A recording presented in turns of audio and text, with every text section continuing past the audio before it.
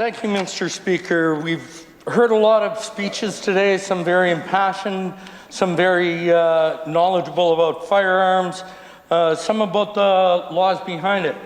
The opposition members talk about how they feel the same way as us, and that's fantastic when we can move forward and we vote on this and it'll be presented unanimously. I know back in the past, I've been here for a while when there was another government in Ottawa, and they'd say to us, text our buddies in Ottawa, we got to get this changed. So I would. So we're asking them the same way, text your buddies in Ottawa and say, please don't vote for this. It's a pretty simple thing. I unfortunately don't have any federal NDP friends, or no, I don't even have any federal Liberal friends. So real hard for me to reach out and text one of those guys. I don't have them in there. I've talked to some of my friends that are MPs about this particular piece of legislation, and they're not very happy with the way it was rolled out. Mr. Speaker, I'm not sure about your town. I've got a lot of friends that are into hunting and have firearms, and I've got lots of friends that aren't into it.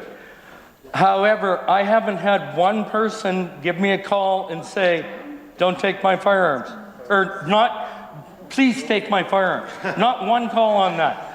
I have a gentleman that's been contacting my office now for about 3 weeks in a complete panic because he has a well-established collection of handguns. And contrary to what some of my colleagues have said, this is gonna increase the crime rate. As soon as this becomes a bill, and we're not talking about Manitoba or Alberta, just Saskatchewan, 75,000 people, if they haven't turned in their firearms, become criminals. So have the federal Liberals and NDP thought through of what that's gonna do to our court system? How about our prison system? We already have an overburdened court system where sometimes some people don't get to trial for years and it's kicked out of court because it wasn't tried in a timely manner. Now, are they going to force these ones through ahead of our people that are drug dealers or are people that are using firearms for robbing people or businesses? Are they going to force common farmers, teachers, law-abiding citizens in every other way, except with stroke of a pen and a flip of the switch, they are now criminals? And as some of my colleagues have pointed out, it's an automatic jail sentence. Now, they've taken away automatic jail sentences on some of the other offenses out there, which I personally find more heinous than somebody owning a firearm. I personally have taken my kids out, taught them how to hunt, clean a deer, be able to take care of themselves. Now, I don't even know if I'll be able to pass down a family heirloom, which is an old Lee Enfield, but it's a sniper rifle from World War I, and it's a .303. So am I going to become a criminal now because that's a family heirloom and I'm going to pass it on to my kids? So it is stuff like that that we need to worry about. We've got Alberta and Manitoba in complete agreement with us on this. Now, that doesn't happen on legislation all the time. But when it comes to something that hits us right in the gut, right where it counts the most, where people stand up and say, look, enough is enough. Mr. Deputy Speaker, I'm worried. And I'm not only worried about all the people that become criminals, I take a look at the past, and I'm not going to mention the other countries that I'm sure we're all of, that they started down the road of protecting their citizens by removing their firearms. And we know the direction some of those countries went after that. I'm not going to fearmonger and say that's going to happen here. However, we have a federal government propped up by the Liberal NDP coalition that absolutely refuses to listen to all of Canada. It is Eastern Canada centric. It is not any different than it was when his dad was in power and he give everybody the one-finger salute back in the 70s, leaving Calgary. Well, this is pretty much doing the same thing to the people here of the province of Saskatchewan, my constituents that are worried and scared, and good law-abiding, tax-paying citizens that are productive members of society that don't want to give up their firearms, and they go hunt. They go hunt, and when they get enough meat, they turn over the extra meat to the food bank. And well, they share it with me too, but they turn some over to the food bank. And I'm not above turning down some homemade deer sausage. It's fantastic. But the federal government, just this overreach, this constant overreach of stepping on the people of Western Canada. You know, we've talked about gun collectors and car collectors. Me, I collect grandchildren, so I'm neither a gun collector or a car collector, and hopefully they don't go down that road that we can't have grandkids anymore.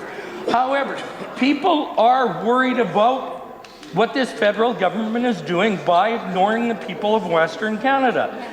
It's not just Saskatchewan, and it's not just the conservative side of the provinces. We have the current NDP in here standing up and saying, yes, they support this. Yes, we will text our friends in Ottawa to say, please take away from this. I'm looking forward to seeing that, somebody seeing that tweeted out and telling me about it, because I'm no longer on Twitter.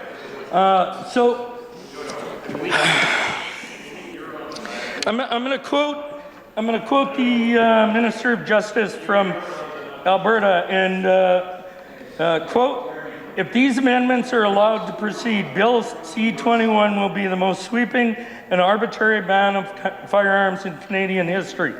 The federal Liberals claim that they were never going after hunters, farmers, and target shooters. They lied." End quote.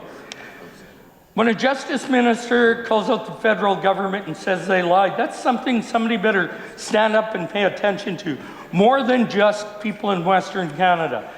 An attorney general of a province, and if we're all equal in our provinces like we're supposed to be, the federal government should be listening to us as much as they are the people in downtown Toronto. Now, I understand their fear in downtown Toronto, where every second day somebody's running around with a handgun that's been smuggled across the border because they don't man the border in Eastern Canada, but in Western Canada we've got pressure centers and drones and everybody. You know, Western Canada used to be wide open and people would go back and forth. I'm from Estevan, grew up, I had friends with farms on both sides of the border, and they would farm back and forth across because they literally own farm on both sides of the Canada-US border. Now they're not allowed to do that, so law-abiding citizens, they go around. But Eastern Canada, well, we can basically walk through the border and the RCMP will take you to the hotel room. So, like, really, what's going on? How can these illegal arms be coming into Canada? And we're not worried about that, maybe a little bit in here, but what we're really worried about is taking away a firearm that looks like an assault rifle. I've had members here show me pictures, and they own the hunting rifle and they own the hunting rifle.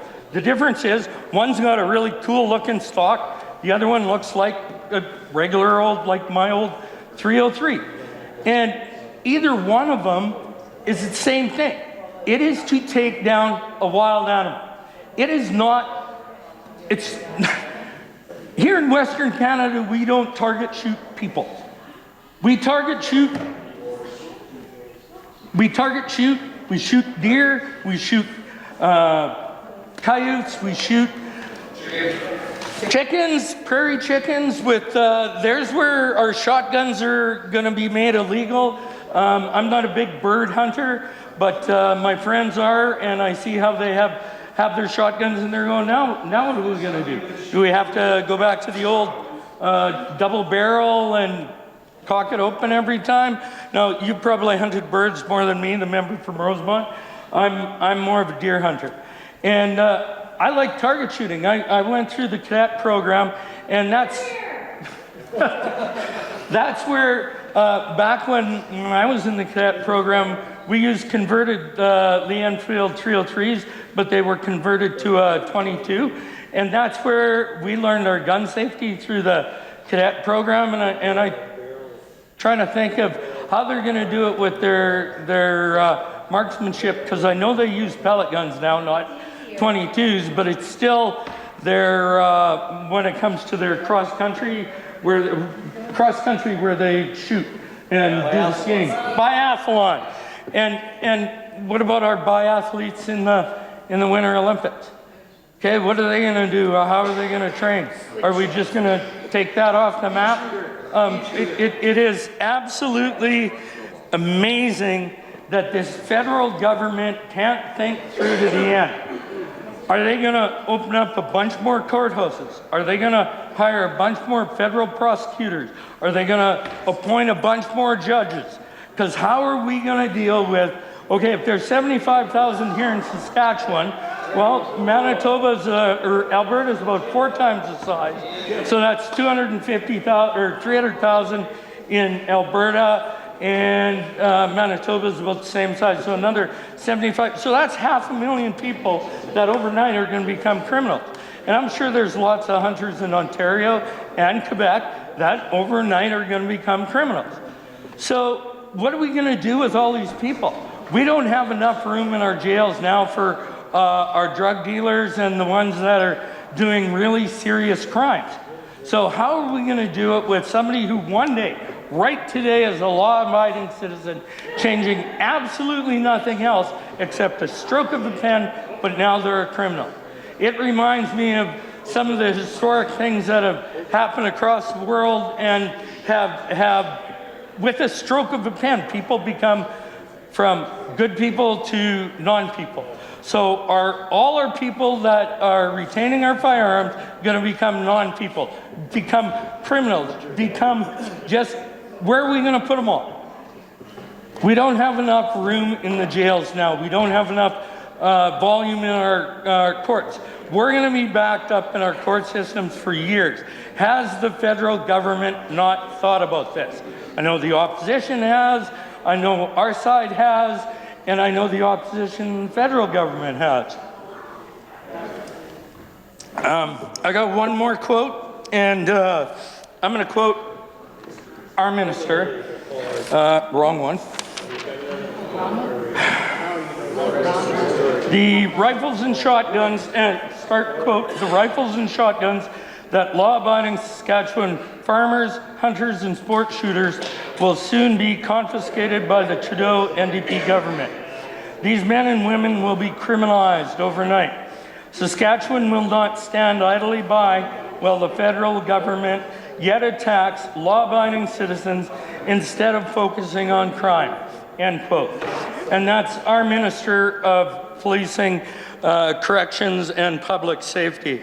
And I just want to say one more thing on that.